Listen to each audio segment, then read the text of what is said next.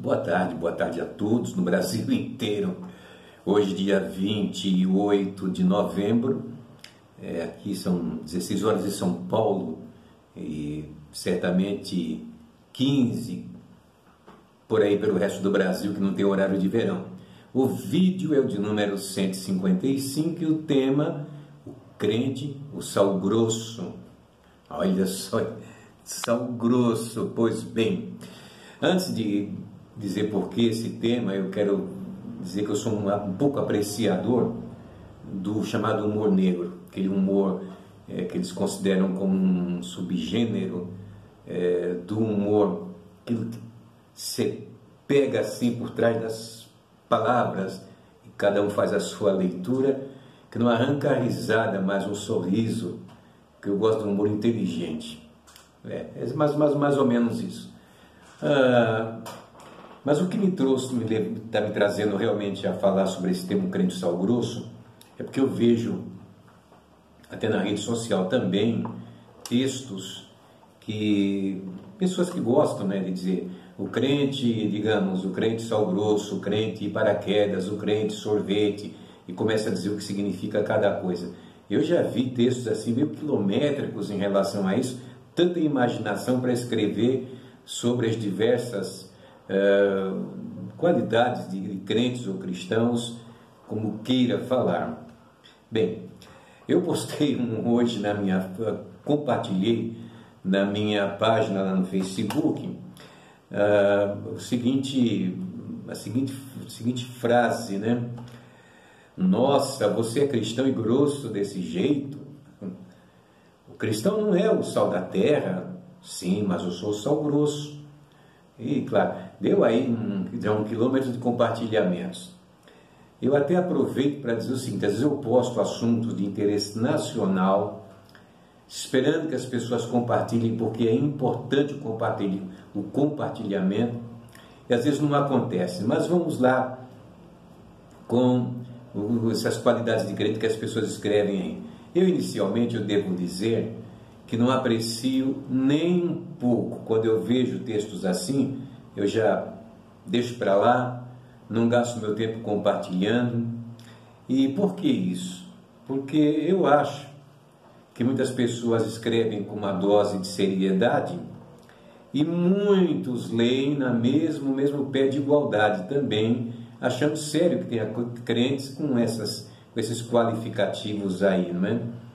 Bom, aí eu pensei dois textos da Bíblia, e que é em Romanos 14, 1 a 20, eu tentei pensar só um texto, só um verso, mas o texto é tão interessante que eu não posso deixar de ler, e eu farei com a maior brevidade possível, que diz o seguinte. Aliás, por si o texto já é muito esclarecedor. Paulo começa dizendo o seguinte: olha, quanto ao que está enfermo na fé, recebei-o, não em contendas sobre dúvidas, porque um crê que de tudo se pode comer, e outro que é fraco come legumes. O que come, não despreze o que não come, e o que não come, não julgue o que come, porque Deus o recebeu por seu. Paulo falando isto. Quem és tu que julgas o servo alheio? Para o seu próprio Senhor ele está em pé ou cai, mas estará firme, porque poderoso é Deus para o firmar. Não está nem falando de eleição aqui, hein? Bom, faz diferença entre dia e dia, mas outro julga iguais todos os dias. Cada um esteja inteiramente seguro em sua própria mente. O que come, para o Senhor come, porque dá graças a Deus. E o que não come, para o Senhor não come, e dá graças a Deus. Porque nenhum de nós vive para si, e nenhum morre também para si. Porque se vivemos, para o Senhor vivemos. Se morremos, para o Senhor morremos. De sorte que, ou vivamos ou morramos, somos do Senhor. Porque foi para isto que Cristo morreu e ressurgiu e tornou a viver, tanto dos mortos como dos vivos. Os mortos aqui são os que andam sob ainda o pecado, que não conheceu a Cristo, os que estão mortos em ofensas e pecados. Mas tu, porque julgas teu irmão? Ou tu também, porque desprezas o teu irmão? Pois todos havemos de comparecer ante o tribunal de Cristo. Porque está escrito, como eu vivo, diz o Senhor, que todo joelho se dobrará a mim e toda língua confessará a Deus. De maneira que cada um de nós dará conta de si mesmo a Deus, assim que não nos julguemos mais uns aos outros. Antes seja o vosso propósito não pôr tropeço ou escândalo ao irmão. Eu sei, estou certo no Senhor, que nenhuma coisa é de si mesmo imunda, a não ser para aquele que a tem por imunda. Para esse é imunda. Mas se por causa da comida se contrista ao teu irmão, já não andas conforme o amor. Não destruas por causa da tua comida, e eu intercalo aqui da tua bebida, aquele por quem Cristo morreu. Não seja, pois, blasfemado o vosso bem. Porque o reino de Deus não é comida nem bebida, mas justiça e paz e alegria no Espírito Santo, porque quem nisto serve a Cristo, agradável é a Deus e aceito aos homens. Sigamos, pois, as coisas que servem para a paz e para a edificação de uns para com os outros. Não destruas por causa da comida a obra de Deus.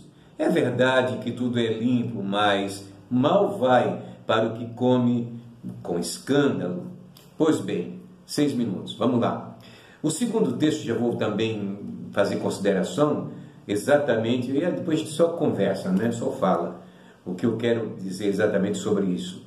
1 Coríntios 9, 22, o primeiro que eu citei, Romanos 14, 1 a 20. Agora, 1 Coríntios 9, 22, Paulo dizendo: fiz-me de fraco para os fracos, para ganhar os fracos. Fiz-me de tudo para todos, por todos os meios, chegar a salvar alguns.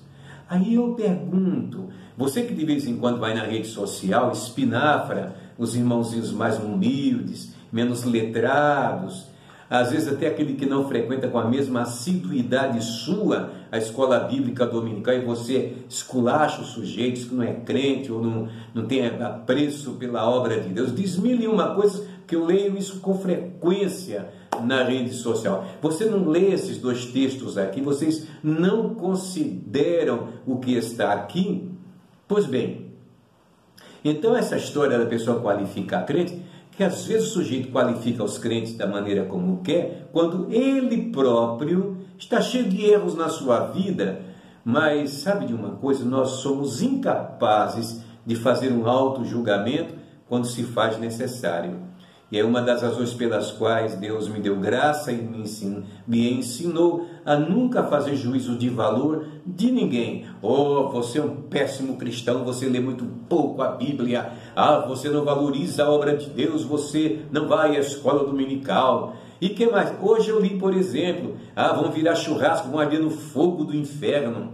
Ora, mas espera um bocadinho, quem é que morreu pelo fraco, pelo forte, por essas pessoas aí? Foi eu? Tenho marcas de cravo nas minhas mãos? Tem sangue na minha testa pela coroa de espinhos? Não. Se eu não fiz nada disso, então não tenho o direito de julgar as pessoas por aquilo que eu acho que elas representam. Eu acho isso um absurdo total, mas isso acontece mesmo no meio cristão. Esse tipo de julgamento, de desclassificar pessoas, isso de fato existe. E as pessoas que realmente lê Bíblia, mas lê no Espírito de Cristo, sabe? Assim, lê, permitindo que o Espírito Santo introjete nele o verdadeiro sentido da palavra do Senhor, não zomba de ninguém, não tem preconceito, não tem coisa nenhuma. Ele vê a pessoa como um igual seu. Se não parecer ser um igual, ore a Deus. Contribua de alguma forma para que ele seja realmente um igual, mas nunca desfaça, nunca humilhe, nunca maltrate, nunca subestime aqueles por quem Cristo morreu, porque Paulo diz, né, Deus pegou as coisas loucas desse mundo para confundir as sábias, é isso? Exatamente, não é? Ora, Paulo dá esse ensinamento para nós, mas muitas pessoas não se dão conta disso. Então é preciso respeitar as pessoas a maneira como elas são. E quando nós aprendemos a fazer isto, podemos considerar a bênção de Deus na nossa vida. Sejamos abençoados, respeitando-nos, amando-nos uns aos outros. Eu volto a dizer, como eu já disse em algumas ocasiões, Deus não tem crentes prediletos, filhos prediletos. Você é eleito, aquele não. Conversa fiada. A eleição está no plano, no projeto de Deus desde a eternidade. E Ele coloca lá nesse plano. A eleição é um plano, como é a salvação um plano. E Deus coloca aquele que com seu coração sincero crê e o recebe como Salvador. Ah, não, mas é Deus que vai. Um morto não pensa, um morto não fala. Volto a dizer novamente, não confunda aqueles que estão mortos em ofensas e pecados com a morte natural, que obviamente destrói a inteligência, a capacidade de pensar, porque morreu, tudo volta ao pó da terra. Não confunda, morte significa separação, unicamente isso. Ou vai dar para a Gênesis e veja, no dia que você comer, certamente morrerá. Comeu e morreu, mas continuou trabalhando, gerando um filho, amando a Eva e etc. Morreu de que maneira? Morreu, ficou separado de Deus, mas Cristo, pela sua morte, nos reaproximou de Deus, pelo poder da sua palavra. Amém? Então, muito cuidado com esse negócio de ficar julgando um servo que não é seu, é do Senhor. Grande abraço a todos. Deus os abençoe.